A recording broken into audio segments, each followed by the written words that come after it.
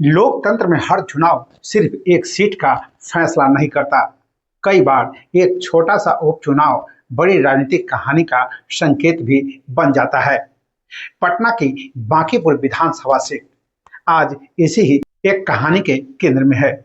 एक तरफ करीब 3 दशक से बीजेपी का मजबूत गढ़, दूसरी तरफ चुनावी रणनीतिकार के नेता बने प्रशांत किशोर, और इसके बीच सबसे बड़ा सवाल, क्या कम मतदान बीजेपी के पक्ष में जाएगा, या यही कम मतदान बदलाव की राजनीति के लिए नई संभावना बन सकता है? क्या यह चुनाव सिर्फ एक विधायक चुनने का चुनाव है, या यह बिहार की बदलती राजनीतिक सोच का पहला बड़ा संकेत भी है? इन सवालों के जवाब सिर्फ नारों में नहीं मिलेंगे, सिर्फ दावों में भी नहीं मिलेंगे। हम तथ्यों को देखेंगे, आंकड़ों को समझेंगे, पिछले चुनावों से तुलना करेंगे और ग्राउंड पर बने माहौल का शांत और निष्पक्ष विश्लेषण करेंगे। नमस्कार, मैं हूं विपिन, आप देख रहे हैं न्यूज इरा। चलिए शुरुआत करते हैं बांकीपुर की उस राजनीतिक कहानी से जिसने इस चुनाव को पूरे बिहार के सबसे चर्चित चुनावी लड़ाइयों में शामिल कर दिया। क्या बीजेपी का गढ़ बच जाएगा, या प्रशांत किशोर लिखेंगे नई कहानी? पटना का बांकीपुर बिहार की राजनीति का एक ऐसा इलाका जिसका असर सिर्फ एक विधानसभा सीट तक सीमित नहीं माना जाता। यहाँ हुए उपचुनाव ने एक बार फिर पूरे बिहार का ध्यान अपनी ओर खींच लिया है। एक तरफ 3 दशक से इस सीट पर मजबूत पकड़ रखने वाली बीजेपी है, दूसरी तरफ चुनावी रणनीतिकार से नेता बने प्रशांत किशोर, और तीसरी तरफ आरजेडी जो इस चुनाव को त्रिकोणीय बनाने की कोशिश में रही। लेकिन क्या यह सिर्फ एक उपचुनाव है, या फिर यह बिहार की बदलती राजनीति का संकेत भी हो सकता है? इसी सवालों का जवाब हम इस विशेष रिपोर्ट में तलाशेंगे। सबसे पहले, बांकीपुर आखिर है क्या? अगर आप बिहार से बाहर रहते हैं तो संभव है आपने इस सीट का नाम पहली बार सुना हो, लेकिन राजनीतिक दलों के लिए बांकीपुर कोई समान विधानसभा क्षेत्र नहीं है। यह पटना शहर का सबसे महत्वपूर्ण और सबसे ज्यादा शहरी इलाकों वाला विधानसभा क्षेत्र माना जाता है। यहीं राज्य का प्रशासनिक ढांचा है, सरकारी दफ्तर है, व्यापारिक बाजार है, शिक्षण संस्थान है और बड़ा मध्यम वर्ग भी। यानी यह गांव की राजनीति से अलग पूरी तरह शहरी सोच वाला निर्वाचन क्षेत्र है। इस सीट की अहमियत क्या है? बांकीपुर लंबे समय से बीजेपी का मजबूत गढ़ माना जाता है।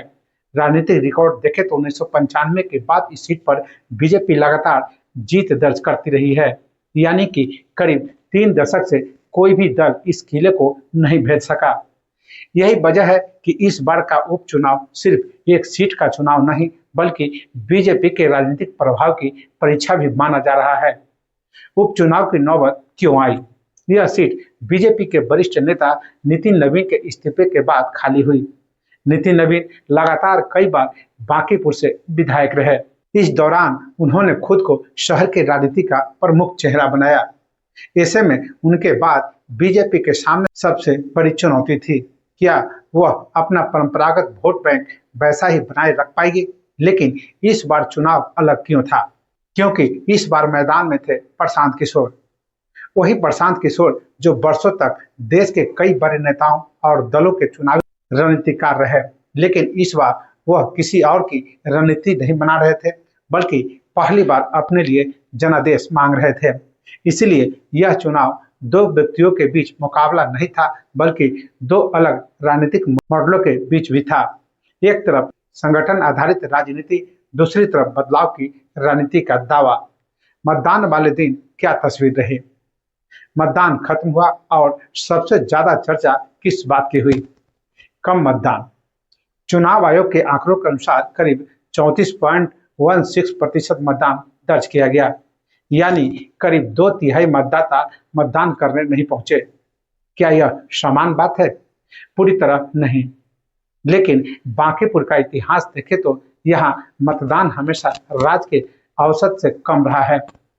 यह एक सीट शहरी सीट है और भारत के कई बड़े शहरों की तरह यहाँ भी मतदाता भागीदारी ग्रामीण इलाकों की तुलना में कम रहती है। फिर भी इस बार चर्चा क्यों हुई? क्योंकि 2025 के विधानसभा चुनाव की तुलना में इस बार मतदान करीब 7% कम रहा। यहीं से राजनीतिक विश्लेषण शुरू हुआ। कम मतदान क्या संकेत देता है? इस सवाल का कोई एक जवाब नहीं है। भारत की चुनावी राजनीति में लंबे समय तक यह माना जाता रहा कि ज्यादा मतदान सत्ता परिवर्तन का संकेत हो सकता है, लेकिन हाल के वर्षों में यह धारणा हर चुनाव में साबित नहीं हुई। कई राज्यों में कम मतदान के बावजूद सत्ताधारी दल जीतते रहे हैं और ज्यादा मतदान के बावजूद सरकारें दोबारा लौटी है। इसीलिए केवल मतदान प्रतिशत देखकर नतीजा तय नहीं किया जा सकता। बांकीपुर में कम मतदान का क्या मतलब निकाला जा रहा है? यही विश्लेषण दो हिस्सों में बंट जाता है। पहला पक्ष कहता है कम मतदान बीजेपी के लिए अनुकूल हो सकता है क्योंकि उसका संगठन काफी मजबूत माना जाता है। दूसरा पक्ष कहता है अगर कम संख्या में असंतुष्ट मतदाता संगठित होकर मतदान करे तो उसका फायदा प्रशांत किशोर को भी मिल सकता है। यानी कम मतदान अपने आप में किसी की जीत या हार तय नहीं करता। इस चुनाव में एक और खास बात रही, यह उपचुनाव सरकार बनाने या गिराने वाला चुनाव नहीं था। बिहार में एनडीए सरकार पहले से बहुमत में है। ऐसे में कई मतदाताओं ने इसे सीमित राजनीति महत्व वाला चुनाव माना। राजनीतिक विश्लेषकों का मानना है कम मतदान की एक वजह हो सकती है, लेकिन क्या कम मतदान बीजेपी के लिए राहत है या प्रशांत किशोर के लिए अवसर? यही सवाल इस चुनाव को दिलचस्प बनाता है क्योंकि बीजेपी के सामने अपना गढ़ बचाने की चुनौती है और प्रशांत किशोर के सामने यह साबित करने की चुनौती कि उनकी राजनीति सिर्फ भाषणों तक सीमित नहीं बल्कि वोटों में भी बदल सकती है। अब समझते हैं इस चुनाव का सबसे अहम पहलू, जातीय समीकरण। लेकिन यह याद रखना जरूरी है, चुनाव सिर्फ जाति से तय नहीं होते। उम्मीदवार, संगठन, स्थानीय मुद्दे, सरकार का प्रदर्शन और मतदाता का व्यक्तिगत निर्णय भी उतना ही महत्वपूर्ण होता है। बांकीपुर का सामाजिक ढांचा। बांकीपुर पटना शहर का शहरी इलाका है। यहाँ सरकारी कर्मचारी, व्यापारी, पेशेवर, छात्र और मध्य वर्ग की बड़ी आबादी रहती है। इसी वजह से यहाँ की राजनीति ग्रामीण सीटों से अलग मानी जाती है। जातीय समीकरण क्यों चर्चा में है? राजनीतिक दल हर चुनाव में सामाजिक आधार को समझने की कोशिश करते हैं। बांकीपुर में कैस्ट समुदाय एक प्रभावशाली मतदाता समूह माना जाता है। इसके अलावा वैश्य, ब्राह्मण, भूमिहार, राजपूत, कुर्मी, कुशवाहा, दलित, अति पिछड़ा वर्ग और मुस्लिम मतदाता भी निर्णायक भूमिका निभाते हैं। लेकिन इनमें से कोई भी समुदाय एक जैसी वोटिंग करेगा ऐसा मान लेना सही नहीं होगा। हर चुनाव में मतदाताओं का व्यवहार बदल भी सकता है। बीजेपी की सबसे बड़ी ताकत क्या है? विश्लेषकों का एक वर्ग मानता है कि बांकीपुर में बीजेपी की सबसे बड़ी ताकत उसका संगठन है। बीजेपी करीब 3 दशक से इस सीट पर लगातार जीत दर्ज करती रही है। ऐसे में उसके पास स्थानीय स्तर पर कार्यकर्ताओं का मजबूत नेटवर्क है। मतदान वाले दिन क्या तस्वीर दिखी? स्थानीय मीडिया रिपोर्टों के अनुसार जन सुराज के कार्यकर्ता कई इलाकों में काफी सक्रिय दिखाई दिए। दूसरी ओर बीजेपी के कार्यकर्ता कम प्रचार के बावजूद अपने पारंपरिक समर्थकों पर ज्यादा ध्यान केंद्रित करते नजर आए। इससे यह संकेत जरूर मिला कि दोनों दल इस चुनाव को काफी गंभीरता से लड़ रहे थे। क्या कम मतदान बीजेपी के पक्ष में जाता है? इस सवाल का कोई निश्चित जवाब नहीं है, लेकिन चुनावी राजनीति में एक धारणा जरूर रही है, कम मतदान होने पर संगठित दलों को तुलनात्मक बढ़त मिल सकती है क्योंकि उनके समर्थक मतदान के लिए ज्यादा संगठित तरीके से निकलते हैं। हालांकि यह हर चुनाव में सही साबित हो ऐसा जरूरी नहीं है। बांकीपुर में नितिन नवीन लगातार कई बार विधायक रहे। उनके कार्यकाल में कई शहरी परियोजनाओं का जिक्र बीजेपी लगातार करती रही है, जैसे सड़कें, फ्लाईओवर, स्वास्थ्य सुविधाएं और अन्य विकास कार्य। बीजेपी का दावा है कि इन कामों का लाभ उसे आज भी मिलता है। दूसरी ओर विपक्ष का कहना है कि शहरी समस्याएं अब भी पूरी तरह खत्म नहीं हुई है, यानी विकास भी इस चुनाव का एक महत्वपूर्ण मुद्दा रहा। क्या जातीय आधार पहले जैसा मजबूत है? यही इस चुनाव का सबसे बड़ा सवाल है। बीजेपी का पारंपरिक आधार लंबे समय से स्वर्ण और वैश्य मतदाताओं में मजबूत माना जाता रहा है, लेकिन इस बार प्रशांत किशोर की उम्मीदवारी ने नई चर्चा शुरू कर दी। क्या बीजेपी के परंपरागत वोट बैंक में कुछ बदलाव हो सकता है? यही सवाल पूरे चुनाव अभियान में बार बार उठता रहा। क्या प्रशांत किशोर बीजेपी के वोट बैंक में सेंध लगा पाए? इस पर अलग अलग राय है। कुछ राजनीतिक विश्लेषकों का मानना है कि प्रशांत किशोर कुछ शिक्षित और बदलाव चाहने वाले मतदाताओं को अपनी ओर आकर्षित करने में सफल रहे। वहीं बीजेपी नेताओं का दावा है कि उनका कोर वोट बैंक पहले की तरह मजबूत बना हुआ है। इन दावों की अंतिम पुष्टि मतगणना के बाद ही हो सकेगी। क्या आरजेडी का वोट निर्णायक बन सकता है?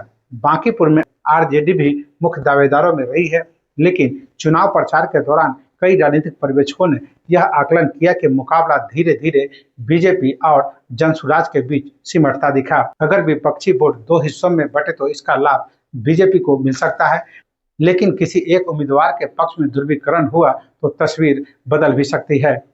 इसलिए इस चुनाव का गणित सिर्फ जाति का नहीं, यह संगठन, उम्मीदवार की पहचान, स्थानीय मुद्दों और मतदान प्रतिशत, इन सभी का मिश्रण है। यही कारण है कि मतदान खत्म होने के बाद भी राजनीतिक दल अपनी अपनी जीत का दावा कर रहे हैं। अब तक के संकेत यह बताते हैं कि बीजेपी अपने मजबूत संगठन और पुराने सामाजिक आधार के भरोसे आत्मविश्वास में है। वहीं प्रशांत किशोर बदलाव, नई राजनीति और व्यक्तिगत छवि के आधार पर बीजेपी को चुनौती देने की कोशिश कर रहे हैं। लेकिन यह चुनौती वोटों में बदल पाई या बीजेपी का परंपरागत किला एक बार फिर सुरक्षित रहेगा? अब सवाल, अगर बांकीपुर बीजेपी का मजबूत गढ़ माना जाता है तो फिर प्रशांत किशोर की चर्चा इतनी ज्यादा क्यों हुई? इसका जवाब सिर्फ चुनावी गणित में नहीं, बल्कि उनकी पूरी रणनीति में छिपा है। प्रशांत किशोर इस चुनाव को कैसे देख रहे थे? जनसुराज के लिए यह सिर्फ एक सीट का चुनाव नहीं था, यह पूरे बिहार को एक राजनीतिक संदेश देने की कोशिश भी थी। संदेश यह कि जनसुराज अब सिर्फ एक नया दल नहीं, बल्कि बीजेपी और आरजेडी दोनों को चुनौती देने वाला दावा कर रहा है। प्रचार का तरीका दूसरों दलों से अलग था। प्रशांत किशोर बड़ी चुनावी रैलियों के साथ साथ लगातार पैदल संपर्क, छोटी सभाएं और सीधे संवाद पर जोर देते रहे।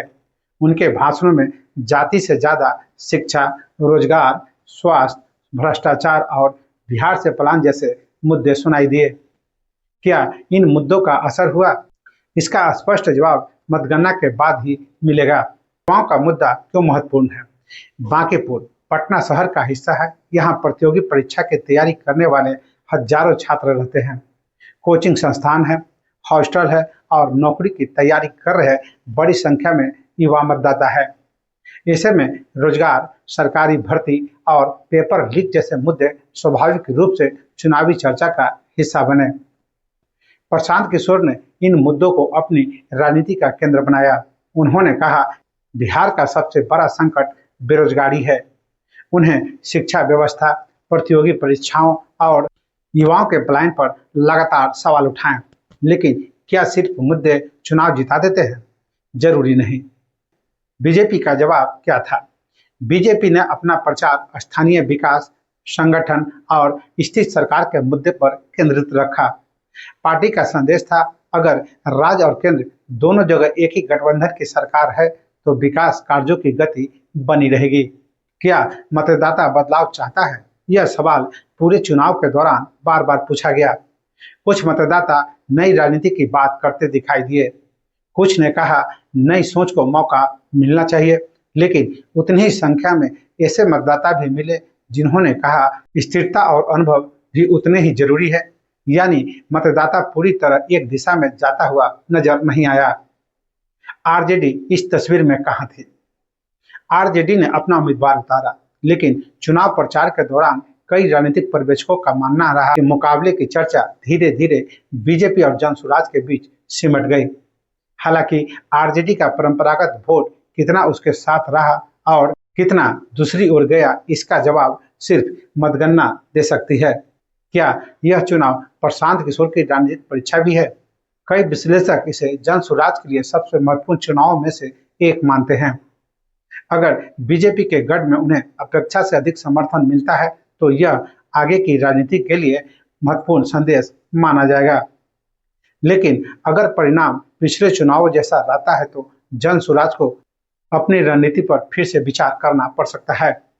इसलिए बांकीपुर सिर्फ एक सीट नहीं, यह बिहार की राजनीति में तीन अलग अलग राजनीतिक सोच का मुकाबला भी है।